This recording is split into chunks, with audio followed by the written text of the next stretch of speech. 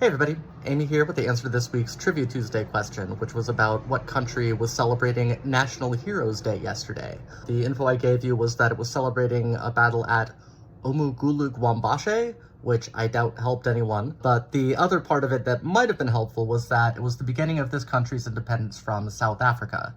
And the country that is now independent but was once ruled by South Africa is Namibia, down in southwestern Africa. It's a fairly complicated history down there.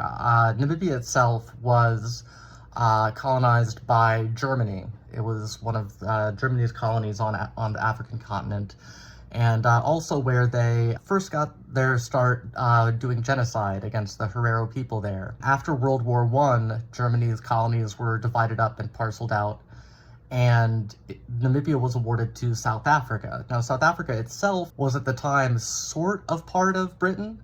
It was a dominion, so like they were still like, you know, King George V at that point, I think, or whatever, was still officially their head of state and that sort of thing, but they were largely autonomous. They had a whole complicated history themselves, South Africa being partly British and partly Dutch and partly other things. And then there was the Boer War. If you want to know more about the Boer War, go check out the first episode or two of my old podcast, Up Yours Downstairs. But in any case, they were awarded what was then German Southwest Africa as a League of Nations mandate.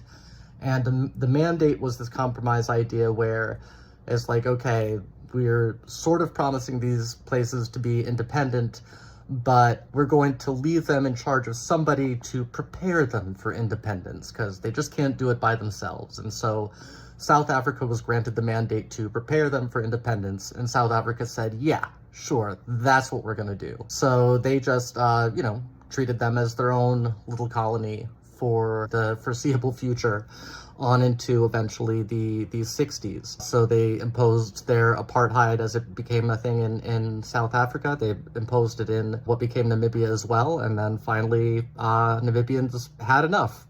And on August 26, 1966, the Namibian War of Independence started, which was eventually successful. It got tangled up in all the Cold War stuff that all of that usually did. But yeah, so that's why it is a holiday there. Namibia came out of it, reasonably all right by post-colonial standards. They're, democracy. They have kind of a single party, but like not like a dictatorship. They've been reasonably functional. Obviously, there's still a whole host of problems from being colonized, but I just found it interesting that, colonialism was such a thing that, like, there were colonies of colonies, and Namibia was one of them. And I think it's just always, I just like thinking about the complexities of history and what makes a country and what doesn't, and all of that sort of thing. And so I talked about it.